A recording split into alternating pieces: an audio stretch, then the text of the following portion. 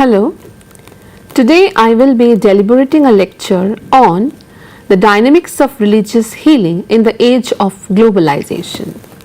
I have divided my lecture primarily into 8 sections. Firstly, I will try to explore the meaning of religion and globalization. Secondly, I will try to point out the various features and dimensions of globalization. Thirdly, I will discuss the universality of religious traditions. Fourthly, I will shed light on the concept of religious resistance to globalization. Fifthly, I will discuss on interfaith relations in a global age. Sixthly, I will discuss on globalization and the goods of salvation. Seventhly, I will shed light on the relation between religion and globalization. And finally, I will address the revival of religion in the age of globalization, which will be followed by a conclusion.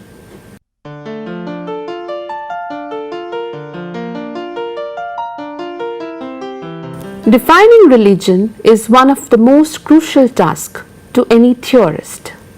People across the world have tried to put forward the definition of religion in their own ways.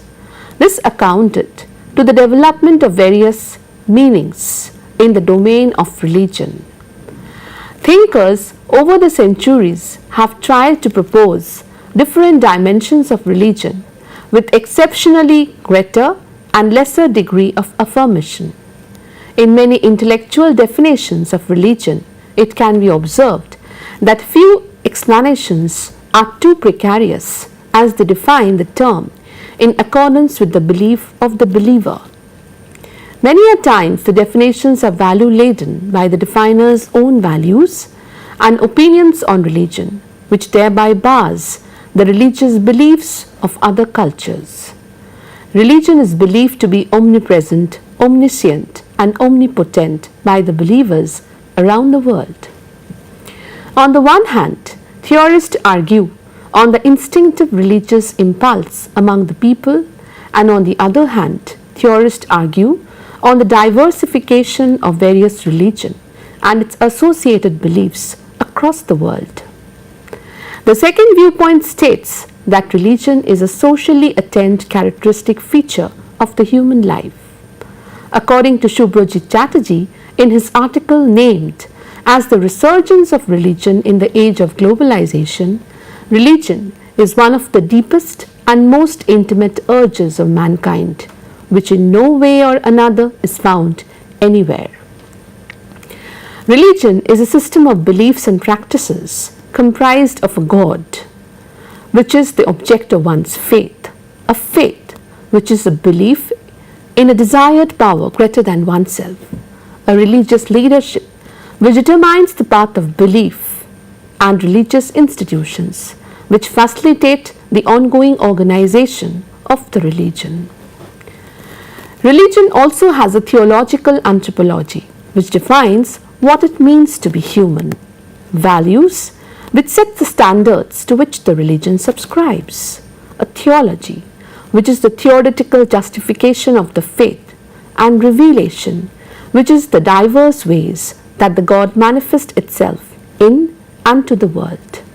That is, members of a religion share a set of beliefs, forms of rituals, a system of philosophy, and some type of organization.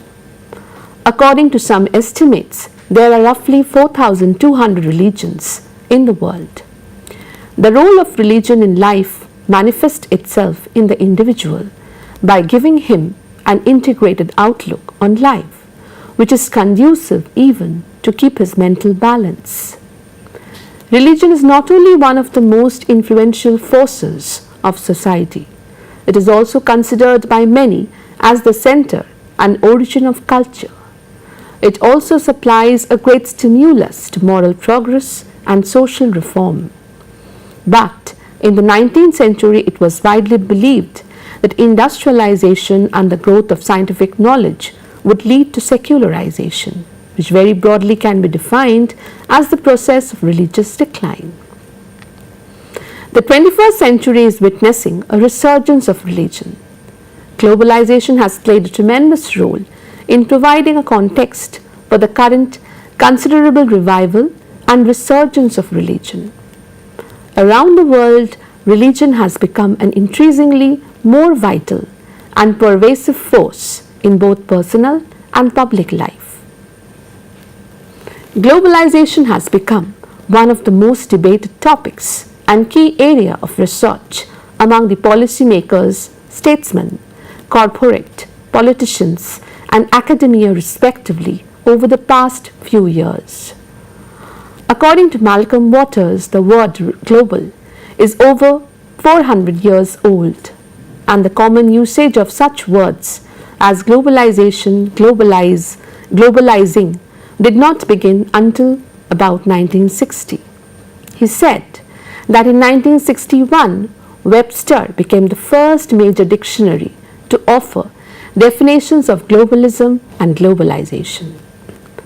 In the words of Anthony Giddens, globalization refers to the fact that we all increasingly live in one world, so that individuals, groups, and nations become interdependent. In the words of Harold James, globalization is the increased involvement of interchanges, accelerated by the advanced improvement of technology and communications between people, goods, capital, and ideas and culture. Y. Singh discussed the concept of globalization as a composite process. It results from the convergence of a series of development in society which is qualitatively new. These include contemporary revolution in science and technology of communication, high velocity movements of finance, capital and market, increased social mobility, migration of personnel, and the emergence of a global diaspora. He said that its associated contributory processes are intensification of cultural interaction among diverse groups through media exposure, increased incidence of leisure time activities, growth in tourism, infrastructures of entertainment, and marketing of cultural products, personal and styles.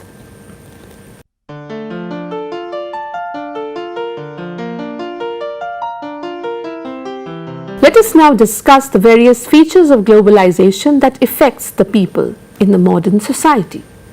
The various features, according to S.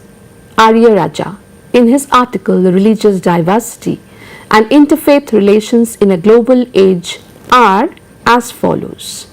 First, even though globalization has become an ongoing process, today there is a new consciousness of this reality.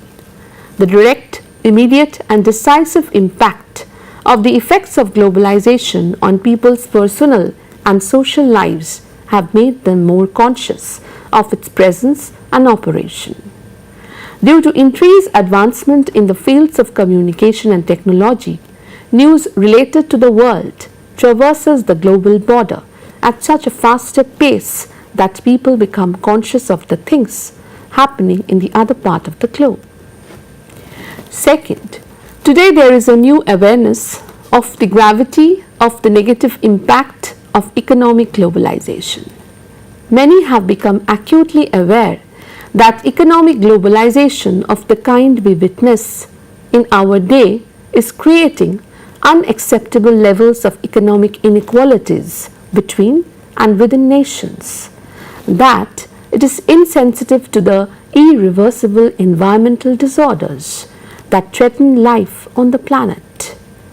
People are aware of the fact that the lust for power, economic and property rights are gradually preparing the world for a looming global disaster.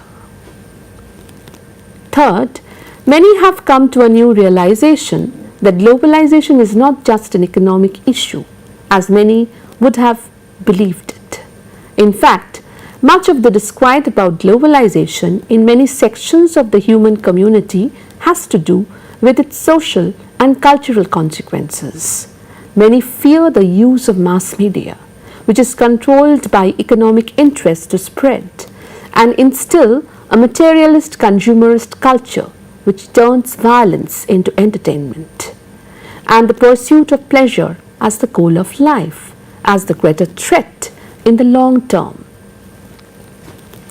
Class culture has grasped the minds of the people in the period of globalization.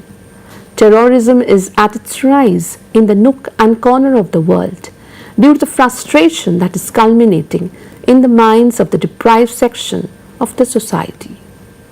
Fourth, there is a new level of comprehension that even though globalization of human life is an inevitable process, it can be directed in ways that enrich rather than impoverished human life.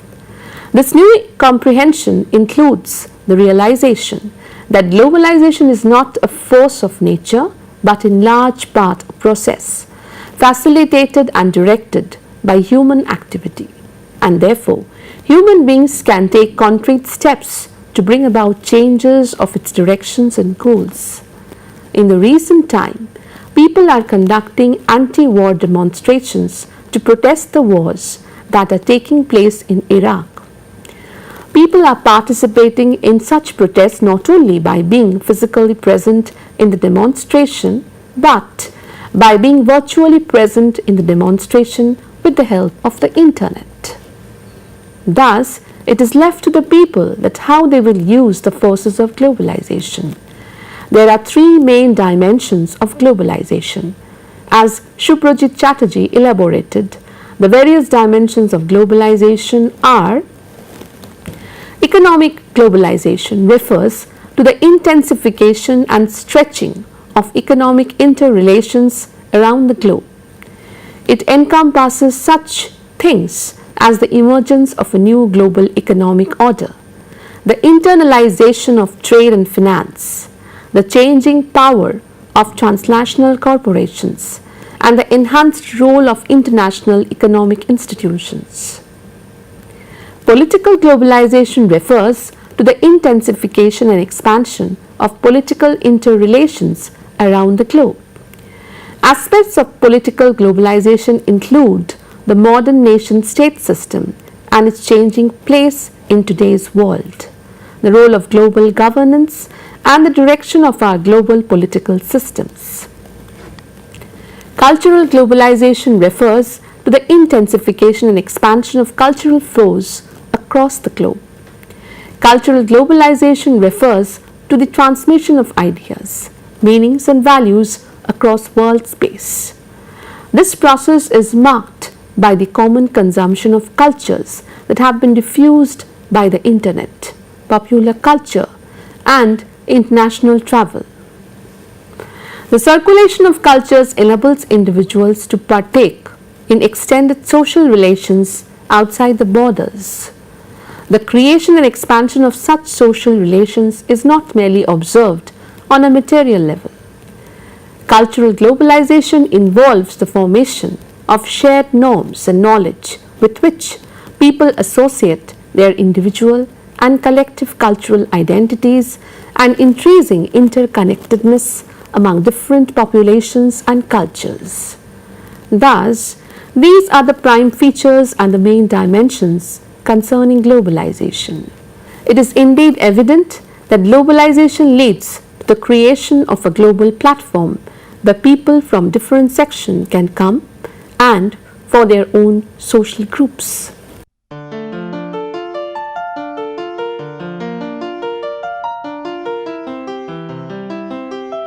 S. Wesley Aryaraja pointed out in his article that religion has got its own universalizing traditions. Religion is a worldwide phenomenon. Each and every region of the world where human beings inhabit, religion or faith of the people on some object is present. Each and every religion has its own specificity, yet they cohesively reside together. The religious belief of a place shaped the culture, tradition, as well as the way of looking at things in a society.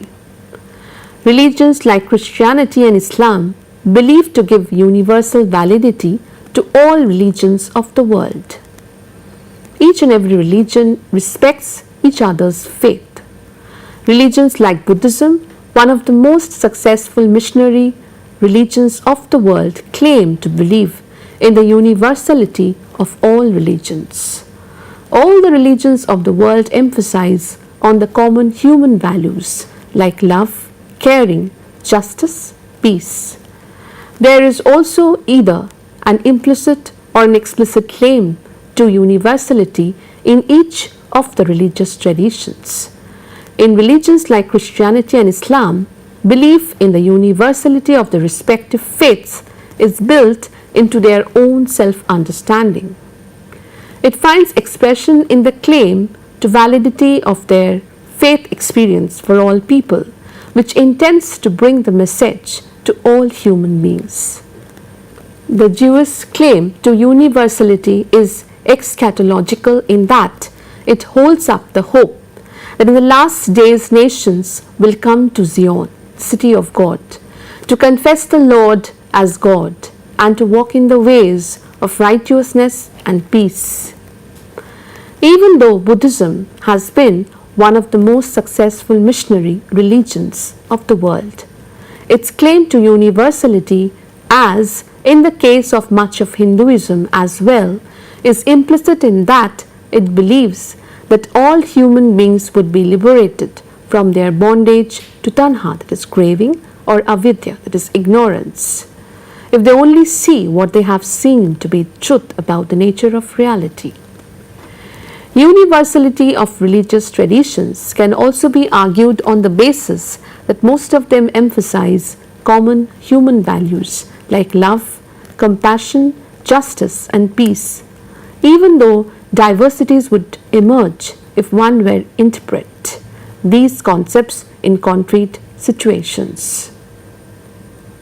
Despite these universalistic tendencies, diversity has been the hallmark of the religious history of humankind.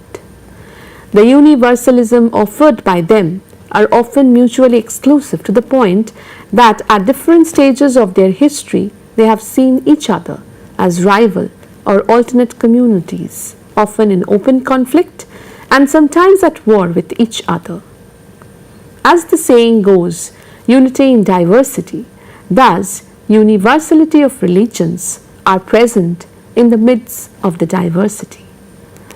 Though religious beliefs and values are used and misused by the people to create turmoil in the society for their own benefit, religions around the world live peacefully, side by side, in tolerable peace.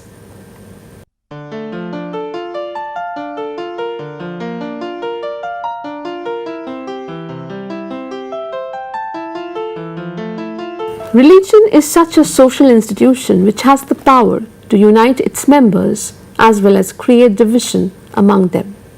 It is the belief of the people which, if hurt, can many a times have fatal consequences.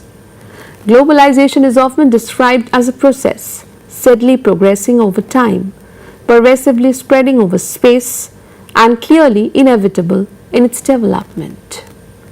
Aryaraja pointed out that the same global processes that draw communities together have also been experienced as a threat to the specificity and identity of religious communities. In response, some begin to build stronger theological or doctrinal walls to protect themselves from the impact of the global forces. Others decide to contain their impact and the consequent disruption of their social fabric through active confrontation. In other words, religious traditions are also emerging as forces that resist several features of the emerging global age. Three main concerns, among others, appear to motivate those who actively resist the forces of globalization from within the religious milieu. The first relates to the issue of diversity. Many in the religious sphere see the forces of globalization as a threat to the richness of diversity. The success of the Industrial Revolution and the concept of mass production that ensued to revolutionize world trade, it is said, was made possible by the scheme of standardization. Standardization enabled Henry Ford to conceive the idea of the assembly line, which made it affordable to turn out numerous cars of exactly same design. This enabled common people to own cars. The concept persists. This is further aggravated by the fact that those who hold the strings of power within the process of globalization come from predominantly one religious and cultural milieu.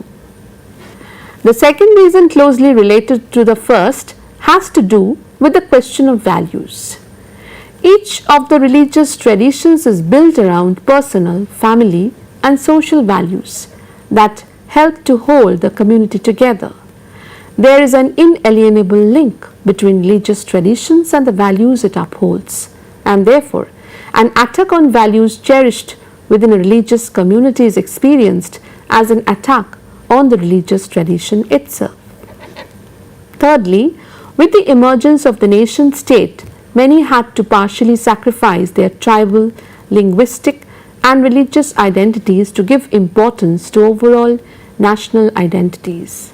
However, large-scale population movements, dominance of one religion as the prominent religion for interpersonal transactions, etc., have effectively undermined many of the identities, nation, language, clan, and so on.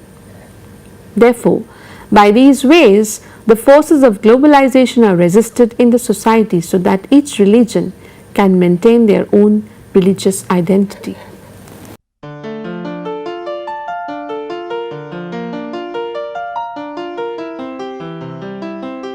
Dr. Wesley Aryaraja, a Methodist theologian from Sri Lanka, has worked for many years with the World Council of Churches, have meticulous views on religious diversity and interfaith relations in a global age. He highlighted that there are three main dimensions which are central in interfaith relations among the people around the world. Firstly, the resurgence of the importance of group identities. Interfaith dialogue in the past has concentrated primarily on building interfaith relations through interpersonal encounters between individuals. The idea was to create a community of contact, communication, trust, and solidarity across the religious barrier. Those engaged in dialogues were considered bridge builders across the traditions.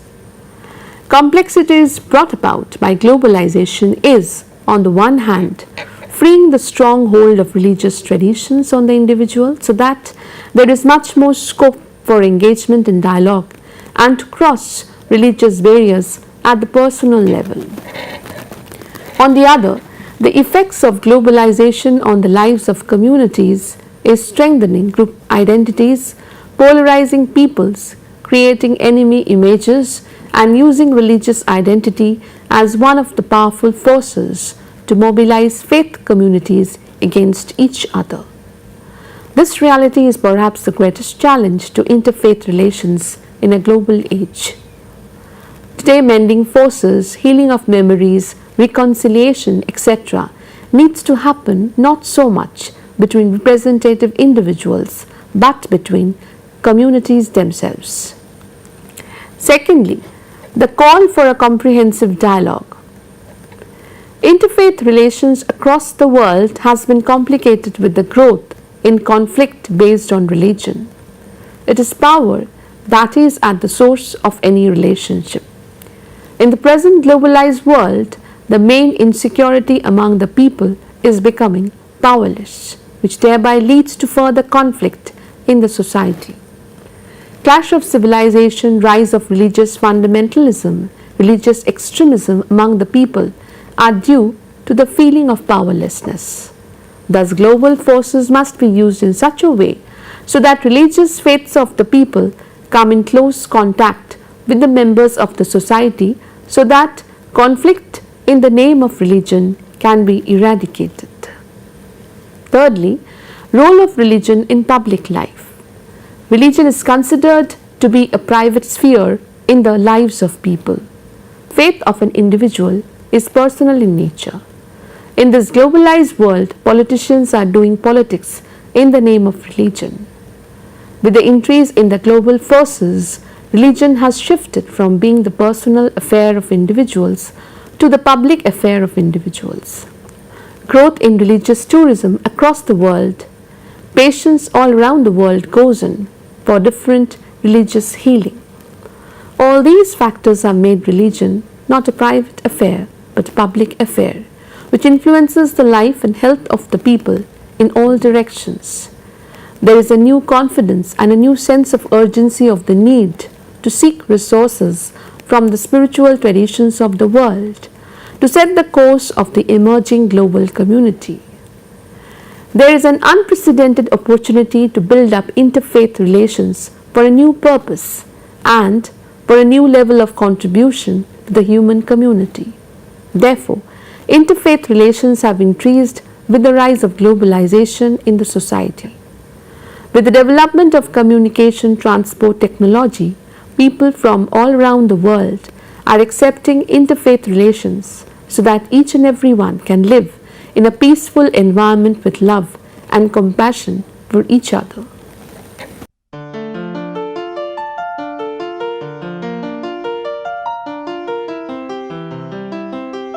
Louis A. Cardenas, in his seminal article on globalization, beliefs, healing and miracles, pointed out the concept of globalization and the goods of salvation. Cardenas described the effect of globalization. The phenomenon of globalization and new forms of consumption affect everyday life. Consumption seen as constant change, the marketing and the media cross the way of life of millions of individuals, and enterprise becomes the current social model. TV programs offer salvation to random to lucky individuals who are rescued from the current crisis. Tensions in the individual produced by the pressures of work, temporary contracts, changes in workplace, family moving in some cases with intra-consequences. Job insecurity and instability create uncertainty, haunt the minds of individuals. The psychological consequences include depression and reduced self-esteem, family conflict, separation, eviction, hunger. In sum, the human disaster. The man considered from an anthropological view of philosophy has traveled many roads in search of truth. There have always been atheists, agnostics and believers. In the history of mankind, the belief in a better, perfect world has emerged.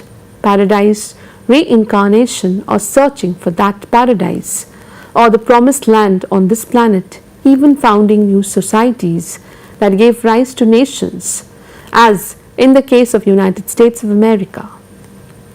The postmodern human being lives an existential world.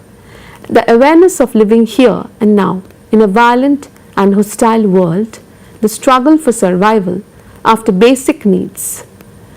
Given these options or alternatives present themselves as a way of life, some aim to fulfill a religious dogma, others flee or take refuge in drugs, sex, genitalia, multiple relationships, express themselves through violence, suggestion, consumerism, forms of self-harm,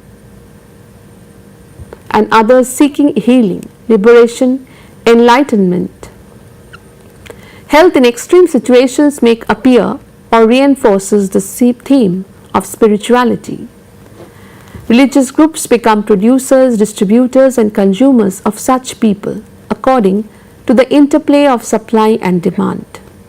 In the 90s, along with the idea of postmodernism, religion is resumed, tied to the ideas of market and the growth of religious pluralism.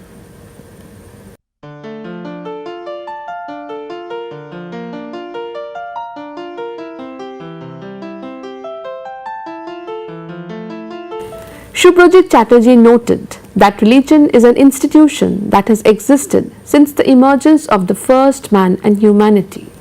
On the other hand, globalization as we perceive it today has been an undergoing process for centuries.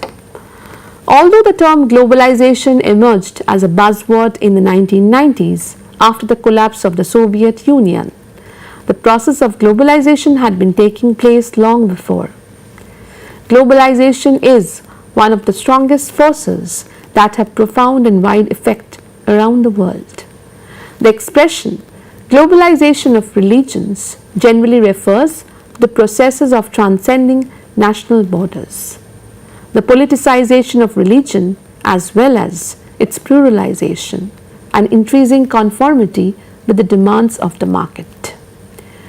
Due to the increasing irrelevance of nation-state borders, religions are finding themselves more and more in competition with each other and in the process of changing their authoritative structures into market-oriented supply and demand ones. While people are now no longer presented with one religious tradition with little or no leeway for choice, but with a diversity from which they make their selections that they can combine with each other in individually unique ways, but from which they can also distance themselves. David Lehman noted in his study that exercise of authority varies in religious context and with the firm grasp of the interplay of the erudite and institutional and the popular in religious life. These elements interact in the religion globalization nexus. The complementary coexistence of secularism with dominant institutional churches in Europe and Latin America is disrupted by charismatic movements and migration. Inherited religious sources of authority lose ground to state intrusion. Popular religion goes global, and religion, like ethnicity, creates new boundaries at an accelerated rhythm, breaching ancient frontiers of nation, culture, language, and religion itself through migration, communication, conversion campaigns, and political commitment. Roland Robertson differs from this point of view and analyzes globalization at the grassroots rather than deducing social change from broad brush characteristics of society or societies as a whole.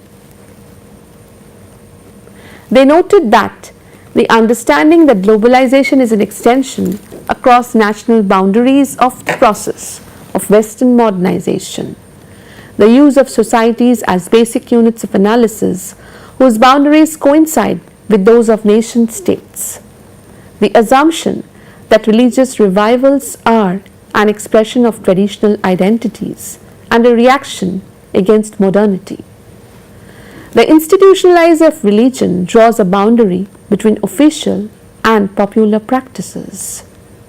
In the words of Nobutaka, the globalization of religion involves three facets. It leads to the transformation of individual religious organization in the society. New features can be introduced in the contents of religious doctrines along with changes in the rituals and religious practices. Globalization and changes in the human being's belief in one's religion will go hand in hand. The Economic and Political Weekly on March 27, 2004 stated the following arguments on the major interface between religion and globalization. Number 1, the major consequences of globalization have been the transmogrification of traditional religions and belief system, and number 2, the beginning of the disintegration of the traditional social fabrics and shared norms by the invasion of consumerism, cyberculture, newfangled religion, social fads, and changing work ethics and work rhythms. Number 3, allowing people to fall back on religion for moral and social support, attributing to religion the creation and acceleration of extremist, fundamentalist and terrorist tendencies in the third world countries, which are intended to destabilize them and strike at the root of their civilization and multicultural and pluralistic nature. Information technologies, transportation means and the media are deemed important means on which religionists rely on the dissemination of their religious ideas. For instance, countless websites providing information about religions have been created.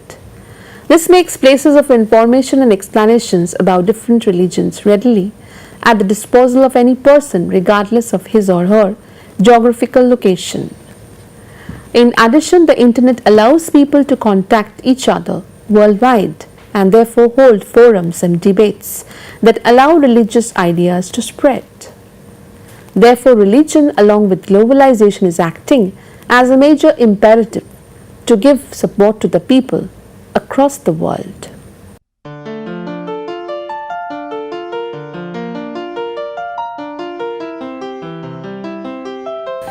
I would again like to refer to the point made by Chatterjee in his noted article on the revival of religion in the age of globalization. The 21st century is witnessing a resurgence and globalization of religion. Around the world, religion has become an increasingly more vital and pervasive force in both personal and public life. The religious revival in the globalized world has many manifestations that should be noted here. The return of religion within the international relations field. The most celebrated return of religions on the international scene has been considered by analysts, scholars, and diplomats as a confirmation on a wider scale of the hypothesis that we have entered a globalized era. Large-scale religious resurgence occurred mainly in Christianity, Islam, as well as various folk religions, while the continuous growth and political awakening of the Christian and Muslim conservatives have been the two most notable phenomena in world religious scenes since the second half of the 20th century. To some extent, the global resurgence of religion has partly subverted the unspoken rules of international relations that religion does not interfere in international affairs. Number 2, the rise of religious fundamentalism. Fundamentalism is a common response by those who feel threatened by the invasion of foreign values and lifestyles, the disintegration of native culture, and the seeming chaos and meaninglessness resulting from all this. It is basically a reactionary emotional movement among those who are experiencing rapid disintegration of their cultures, their traditions, their beliefs and ways of life. Religious fundamentalist movements aim to reform society by changing laws, morality, social norms and political configurations in accordance with religious tenets, with the goal of creating a more traditional society. Number 3, the explosion of new religions. Apart from the rise of fundamentalism, the explosion of new religions and new religious movements are another prominent religious phenomena in the globalized world. While fundamentalism is an attempt to return to the past and traditional values and regards itself as part of conventional religious institutes, new religions separate themselves from the conventional ones and develop their own identities. Though some of them still identify themselves with established religions, either as Buddhism, Christianity, or Islam, many movements start brand new religions with their own belief systems, symbols, text, and supreme entities. A new religious movement is a religious community or spiritual group of modern origins, which has a peripheral place with its nation's dominant religious culture. Number 4, the digitalized religion. If globalization is boosting the cross-border flow of religion, then the internet will be the cause of another significant combination of the media and religion. Internet religion has amplification effects on the spread of various religions, greatly increasing the number of people participating in religious activities and turning into God's microphone. The match between worldwide feature of the internet and the universality of religion has given the internet religion an even greater capacity to travel across borders and increased missionary ability of religious organizations, as well as the enhancement of their social grassroots mobilization, influence on political agenda, and ability to participate in global affairs. Technology within the scope of religious globalization plays a major role in how and to whom religion and its doctrine extends. Number 5. The growth of religion for consumerism. Amidst the revival of religion around the world is the pervasion of consumerism, which through corporate-driven globalization is developed into the global culture in its own right. Consumerism is a powerful worldview which has deep effects on the attitude and way of living of people around the world. Through consumer attitude, virtually everything is transformed into commodity for sale. Health, education, culture, happiness, relationship, identity are all for sale or believed to be accessible in the market. With money, everything can be bought for consumption. Prosperity or material acquisition becomes the goal of life. This attitude has influenced people's approach to religion. Religion is expected to give blessings for prosperity rather than a refuge for inner peace. Number 6. The Americanization of the religious world.